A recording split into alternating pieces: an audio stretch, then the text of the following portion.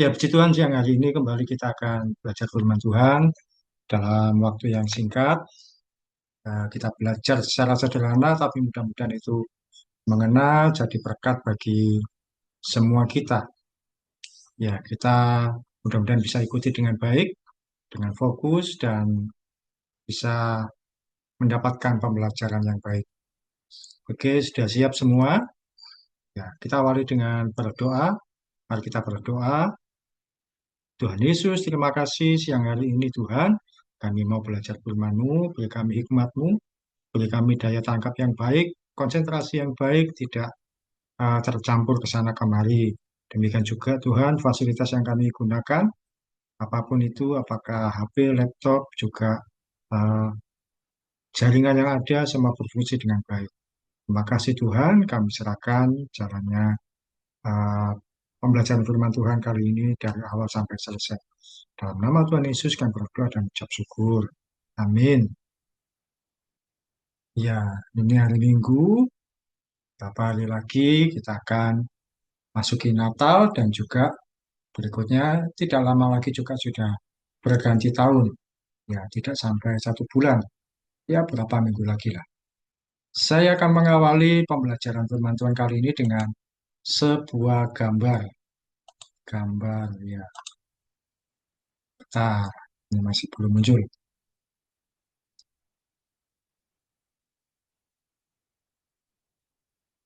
Iya, sudah kelihatan. Kalau menurut Cinta ini gambar apa?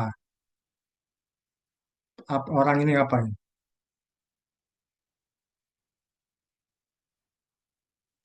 Gembala domba, Pak. Gembala domba. Nara, melihat ini apa? Gembala, gembala domba ya? Domba. Iya, ini gembala domba. Oke, sekarang berikutnya, kalau melihat gambar ini, eh, sebentar. Kalau menurut Nara, gambar yang ini gambar apa? Sebentar, belum kelihatan. Kelihatan. Iya, sudah kelihatan. Menurut Nara, ini gambar apa?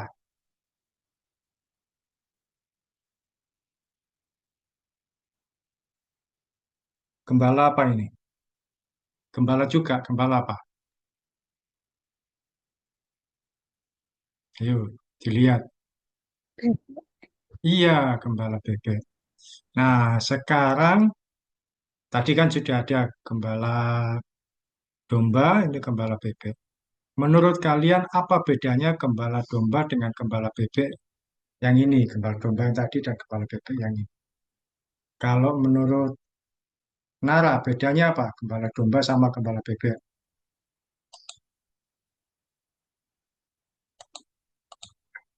Kenapa?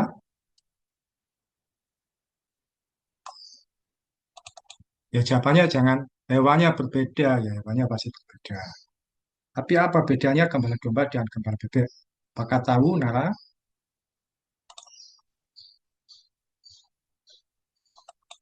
Kalau menurut Sinta, apa bedanya ini tadi gembala bebek dengan gembala domba? Beda gembala domba dengan gembala bebek. Nah, ini gembala domba. Sebentar. Nah, ini gembala domba. Apa menurut Cinta bedanya gembala domba dan gembala bebek? Gembala domba dia berdiri di depan, Pak. Gembala Ah, bebek ngarahin dari belakang tuh. belakang. Nara menemukan perbedaan atau sama dengan Kak Cinta jawabannya? Iya, sebenarnya jawabannya itu tadi. Kalau gembala domba, dia ada di depan domba, di depan hewan yang digembalakan.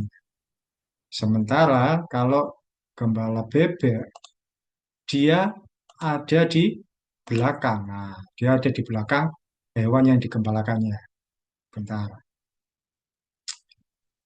muncul gambarnya. Nah, ini hewannya, gembalanya ada di belakang.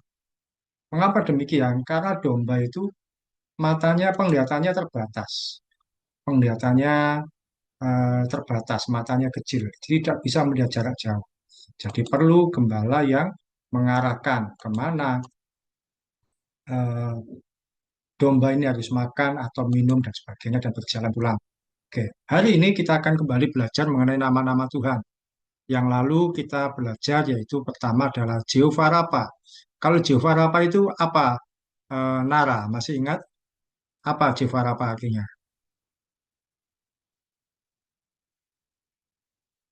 Tuhan sebagai apa?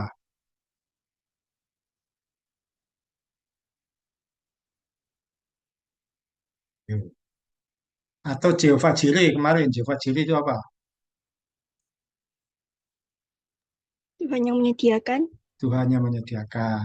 Kalau cinta, Jehovah Rafa berarti Tuhan penyembuh, Wak. Tuhan penyembuh ya. Jehovah Rafa itu adalah Tuhan menyembuhkan. Jehovah Jireh Tuhan yang menyediakan atau mencukupkan. Nah, ini sekarang adalah hal yang baru lagi. Kalian masih belum pernah tahu. Ada yang namanya Jehovah Rohi. Jehovah Rohi itu berdasarkan dari Mazmur 23. Ya, Mazmur 23 kita tahu Mazmur sangat terkenal, ada lagunya juga. Orang kalau baca Mazmur 23 itu rasanya ingin nyanyi aja. Mazmur 23 ayat 1, Tuhan adalah gembalaku, takkan kekurangan aku. Jadi Mazmur 23-nya Tuhan adalah gembalaku. Jehovah Rohi memiliki arti bahwa Tuhan adalah gembala kita. Tuhan adalah gembala yang baik. Kita ini umat Tuhan digambarkan sebagai domba dan dia sebagai gembala. Seringkali Alkitab mengatakan bahwa kita ini adalah domba gembalaan Tuhan. Kita adalah umat yang digembalakan, domba-dombanya. Mengapa? Domba itu hewan yang tunduk, hewan yang manut, dan hewan yang tidak suka memberontak. Dan juga karena memang di bangsa Israel waktu itu eh, banyak orang yang profesinya sebagai gembala. Daud pun seorang gembala, sehingga dia menggambarkan Tuhan sebagai gembala. Tuhan apa yang membuat Mazmur 23 ini adalah Raja Daud. Daud membuat dia adalah sebagai gembala dan berkata Tuhan adalah gembala. Sekarang kita belajar dari Jehovah Rohi. Apa Jehovah Rohi atau Tuhan Gembala itu dalam kehidupan kita? Yang pertama adalah bahwa artinya Tuhan itu pemimpin kita. Sinta bacakan Mazmur 23 ayat 1 sampai 3.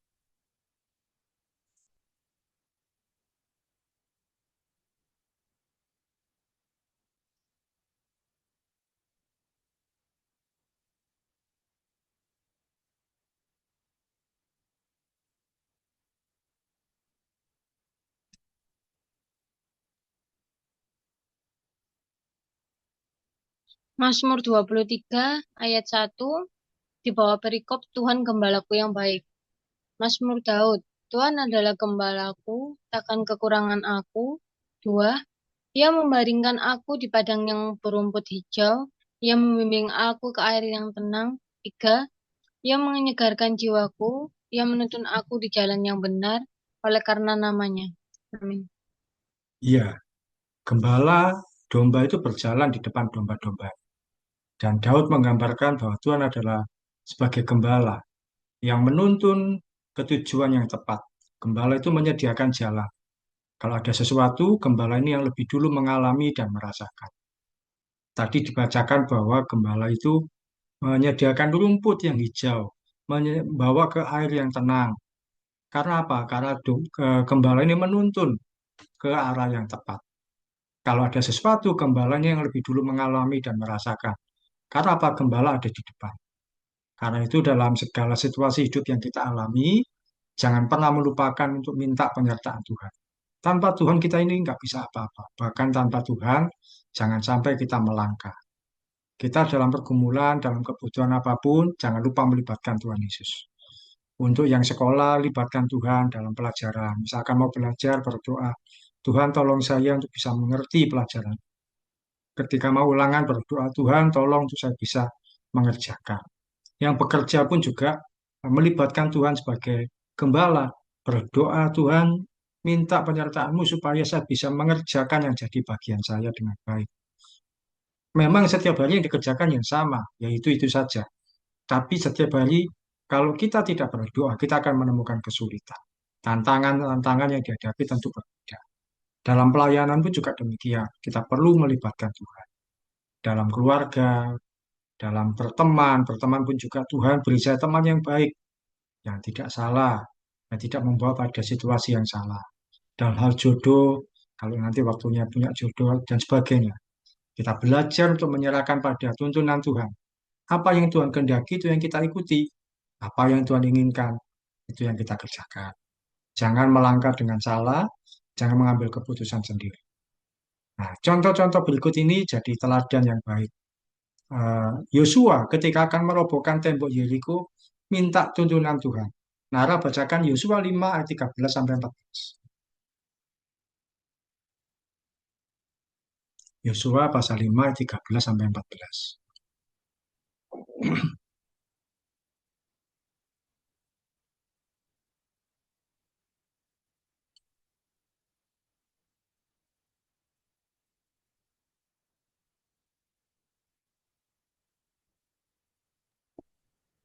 Yosua 5 ayat 13, ketika Yosua dekat Yeriko, ia melayangkan pandangnya, dilihatnya seorang laki-laki berdiri di depannya dengan pedang terhunus di tangannya.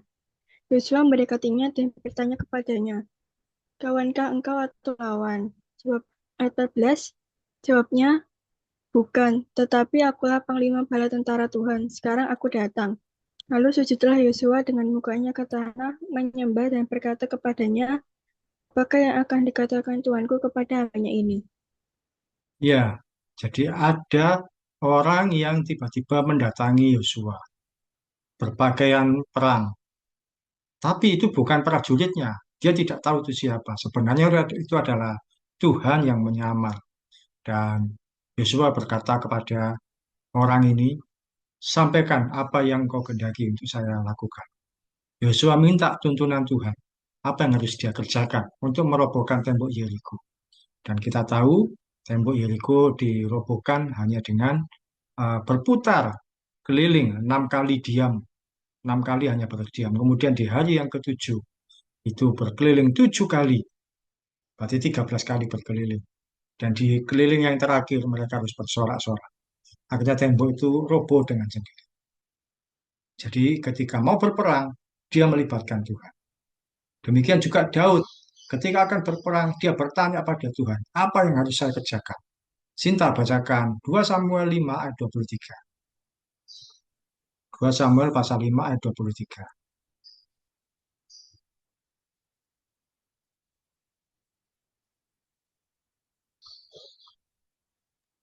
2 Samuel 5 ayat 23, maka bertanyalah Daud kepada Tuhan, dan ia menjawab, janganlah maju, tetapi buatlah gerakan lingkaran sampai ke belakang mereka, sehingga engkau dapat menyerang mereka dari jurusan pohon-pohon kertau. Amin. Ya, jadi ketika Daud mau berperang, dia bertanya kepada Tuhan. Di ayat yang sebelumnya, Tuhan berkata maju. Tapi di ayat ini yang dibacakan tadi, Tuhan berkata, jangan maju, tapi lewat belakang, lewat jurusan pohon-pohon. Nah, Daud berperang lewat belakang, mengepung, akhirnya menang. Jadi ketika dia mau berperang, sekalipun itu sudah pernah dia lakukan, dia tetap minta Tuhan untuk memberikan petunjuk. Ada juga Abraham ketika mencarikan jodoh bagi anaknya, yaitu Ishak. Di Kejadian 24 ayat 3, Abraham berkata kepada orang yang pembantunya, yang disuruhnya, jangan cari jodoh di sekitar sini, cari di antara orang-orang sebangsaku. Artinya apa? Dia tidak mau anaknya itu dapat jodoh orang-orang yang tidak menyembah Tuhan. Abraham mau supaya jodohnya adalah untuk anaknya adalah orang yang menyembah Tuhan seperti dia. Jadi dicarikan jodoh yang dari kalangan sebangsanya Abraham. Demikian juga dalam kehidupan kita, libatkan Tuhan sebagai pemimpin hidup kita. Pertanyaannya adalah, maukah kamu menjadikan Tuhan sebagai pemimpin dalam hidupmu? Kalau menurut Cinta, apakah kamu mau menjadikan Tuhan sebagai pemimpin dalam hidupmu? Ya. Oh, ya. Nara, apakah Nara juga mau menjadikan Tuhan sebagai pemimpin dalam hidup Nara? Mau. Iya, Tuhan harus jadi pemimpin hidup kita. Jangan kita mendahului, jangan juga terlambat. Poin pertama, Tuhan adalah gembala, yaitu Tuhan adalah pemimpin kita. Dan poin yang kedua, apa yang dimaksud dengan Tuhan adalah gembala? Nara bacakan dari Mazmur 23 ayat 4.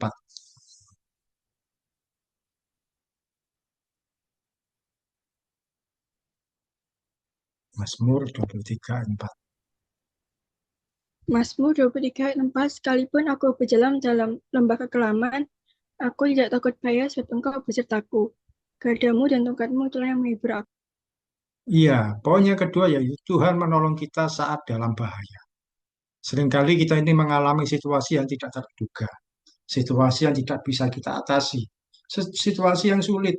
Kalau maju sulit, mundur sudah tidak mungkin. Disitulah kita membutuhkan pertolongan Tuhan.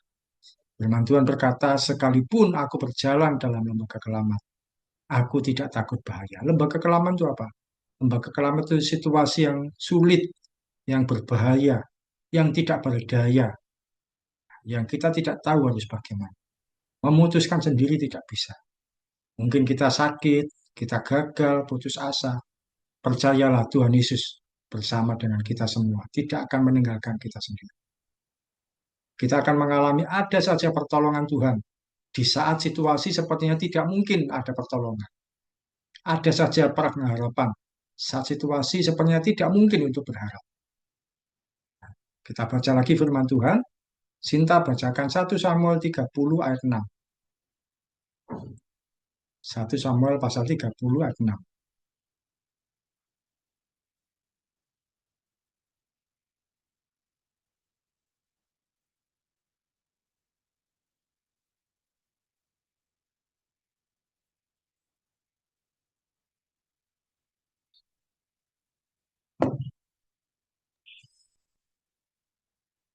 Satu Samuel 30 ayat 6.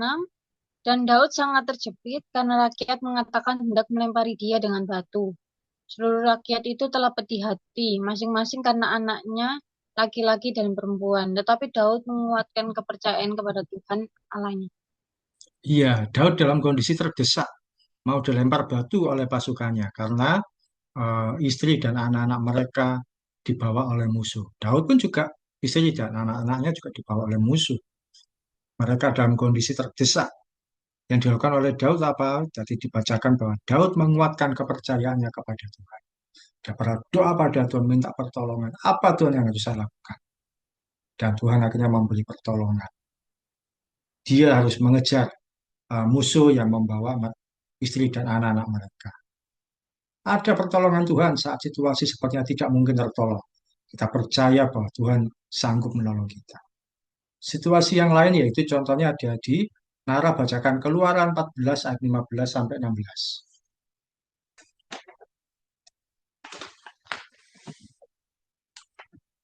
Keluaran 14 ayat 15 sampai 16. Keluaran 14 ayat 15, berfirmanlah Tuhan kepada Musa, mengapakah engkau berseru demikian kepadaku? Katakanlah kepada orang Israel supaya mereka berangkat. Ayat 16, dan engkau angkatlah tongkatmu dan ulurkanlah tanganmu ke atas laut dan belalah airnya, sehingga orang Israel akan berjalan dari tengah-tengah laut di tempat kering. Iya, eh, Musa dan bangsa Israel mengalami situasi terdesak ketika di belakang dikejar oleh bangsa Mesir. Ketika di depan ada lautan yang luas. Apa yang harus dilakukan? Ketika Musa berdoa pada Tuhan, akhirnya laut itu pun terbelah menjadi dua. Kita tahu cerita itu, akhirnya mereka, Musa dan bangsa Israel, berjalan di lautan yang kering. Firman Tuhan sekali lagi di poin yang ini yaitu bahwa Tuhan adalah gembala kita, artinya Tuhan menolong kita saat dalam bahaya. Nara pernah mengalami situasi kamu dalam bahaya, tidak bisa apa-apa, terus berdoa minta pertolongan Tuhan. Pernah enggak kamu mengalami situasi dalam bahaya, tidak tahu apa yang harus dilakukan? Pernah? Selama ini mungkin? Belum pernah. Atau sudah? Belum. Sinta pernah mengalami situasi tidak bisa mengambil keputusan dalam bahaya. Menurut situasinya seperti dalam kesulitan.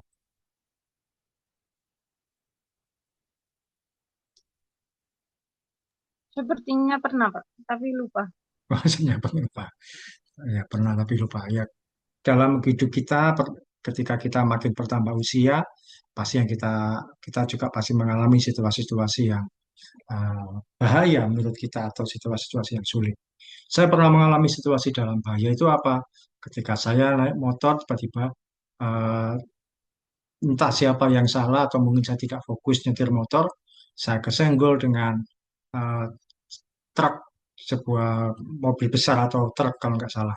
Dan saya terjatuh di sisi kanan yang hampir saja terlindas oleh truk itu, tapi kaki saya tertahan oleh sepeda motor. Jadi saya tidak sampai terlindas jatuh. Dan di situ saya dalam bahaya. Dan apa yang saya lakukan? Saya minta tolong Tuhan, berdoa Tuhan tolong, saya nggak ngerti harus bagaimana. Dan akhirnya dalam kondisi yang kesakitan, saya pun bisa pulang dan bisa tertolong lagi. Jadi pembelajaran bahwa Tuhan adalah gembala, yaitu Tuhan pemimpin kita. Yang kedua, Tuhan menolong kita saat dalam bahaya. Dan yang ketiga, yang poin terakhir, apa artinya bahwa Tuhan adalah gembala? Tuhan itu menyediakan pemeliharaan bagi kita. Nah, sekali lagi Kak Sinta baca Mazmur 23 ayat 5 sampai 6.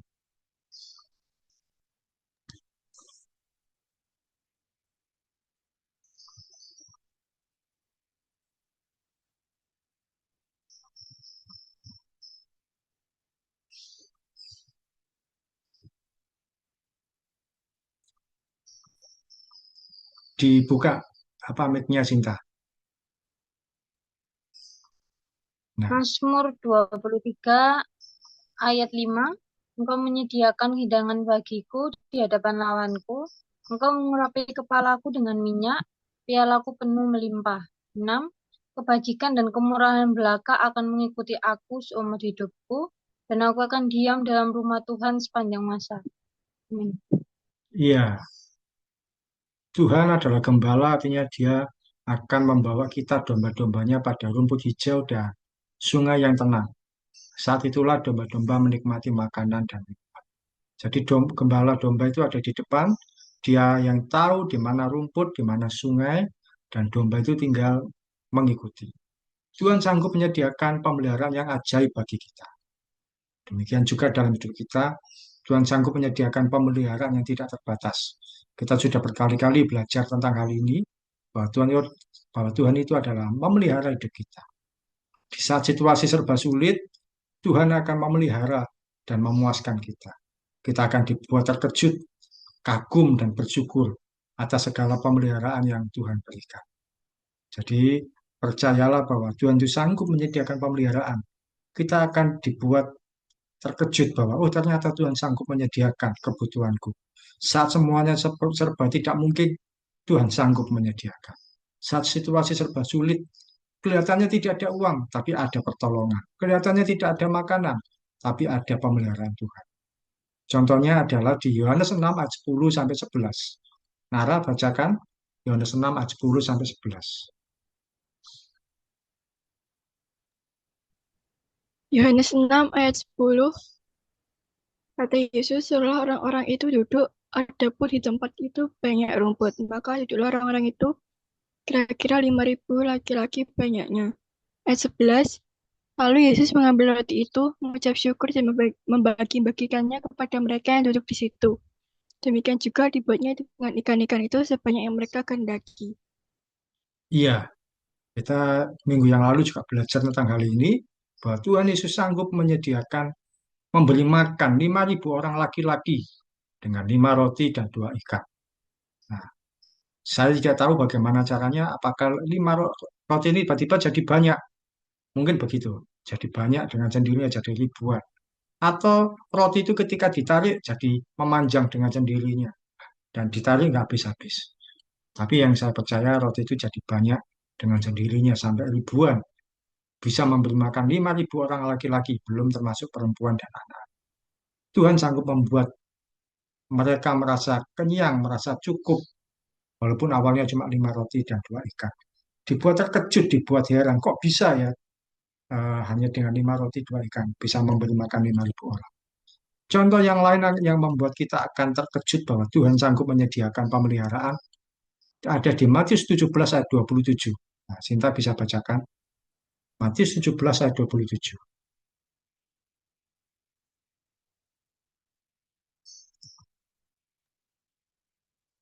Matius 17 ayat 27. Tapi supaya jangan kita menjadi batu sandungan bagi mereka, pergilah memancing ke danau. Dan ikan pertama yang kau pancing, tangkaplah dan bukalah mulutnya.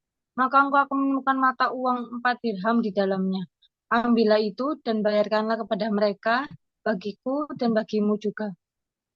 Iya, waktu itu Tuhan Yesus diminta untuk membayar pajak. Memang nggak pegang uang, tapi ajaib sekali. Petrus diminta memancing. Dan dari mulut ikan ada 2 uang.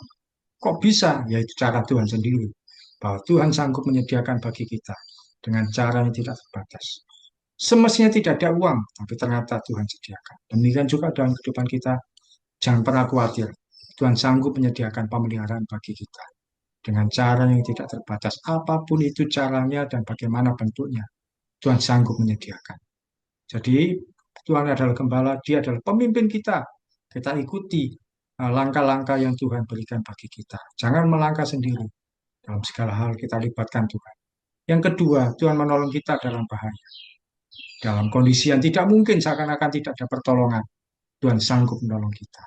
Dan yang ketiga, Tuhan menyediakan pemeliharaan bagi kita. Dia sanggup menyediakan apa yang kita butuhkan, yang kita perlukan dalam hidup kita. Pada pembelajaran kali ini, kita selalu ingat bahwa Tuhan adalah gembala yang baik. Kita menyerahkan harapan kita pada Tuhan sepenuhnya. Oke, ada waktu beberapa menit sharing kita, yaitu eh, kita menjadikan Tuhan sebagai gembala, Dia adalah pemimpin hidup kita. Karena itu, ketika kita mengawali hari-hari kita setiap hari, kita tentu berdoa sebelum melakukan aktivitas sepanjang hari itu. Nah, pertanyaannya adalah, ketika kalian sebelum berangkat aktivitas berdoa, mungkin waktu bangun tidur berdoa, apa saja yang kamu doakan sebelum untuk melangkah beraktivitas sepanjang hari itu? Nah, kalau dari saya, apa yang saya doakan? Saya berdoa buat pelayanan yang saya kerjakan seharian ini nantinya. Saya berdoa Tuhan memberikan saya hikmat, memberikan saya pengertian, kesabaran, menjawab berbagai pertanyaan dari orang-orang yang membutuhkan jawaban, yang bertanya tentang masalah mereka. Tuhan memberikan saya kemampuan untuk menyelesaikan segala sesuatunya dan tentu supaya ada berkat Tuhan bagi saya pribadi atau juga bagi keluarga. Itu yang saya doakan setiap hari. Nah, kalau Nara, kalau pagi sebelum berangkat atau sebelum beraktivitas atau mungkin waktu bangun tidur, apa saja yang kamu doakan? Supaya bisa sekolah dengan baik. Supaya apa?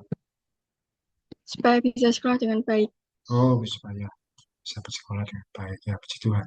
Itu artinya melibatkan Tuhan sebagai gembala, memimpin dalam aktivitas di sekolah. Sinta, ketika pagi sebelum beraktivitas, sebelum kemana-mana, atau mungkin waktu baru bangun, kamu berdoa, apa yang kamu doakan? Semoga hari hari itu lancar semua, bisa sampai di tempat kerja dengan baik, kerja baik, pulang juga aman. Gitu. Iya, puji Tuhan. Itu artinya menjadikan Tuhan sebagai pemimpin, sebagai gembala. Jadi, meskipun pekerjaan yang dikerjakan ya itu-itu saja setiap hari. Tapi kalau tidak berdoa nanti akan ada saja halangan. Nah, puji Tuhan, jadi berdoa supaya bisa mengerjakan dengan baik, dengan lancar, perjalanan juga baik. Karena kalau kita tidak berdoa, kita akan menemui halangan-halangan. Tapi kalau berdoa sekalipun ada halangan, kita bisa mengatasi. Misalkan ada hujan atau ada situasi apapun. Nah, hari ini kita belajar bahwa Tuhan adalah Jehovah Rohi, gembala yang baik. Yang lalu yang berdoa siapa? Sinta ya? Atau Nara? Berarti sekarang Nara ya? Minggu lalu siapa yang berdoa? Sinta ya? Berarti sekarang Nara. Oke Nara, berdoa. Mari kita berdoa. Tuhan Yesus, kami baru saja menyelesaikan komsel pada hari ini, dan setelah lagi kami akan melanjutkan aktivitas kami masing-masing. Dalam nama Tuhan Yesus, haleluya, amin. Amin. Oke, terima kasih Nara, Sinta, terima kasih.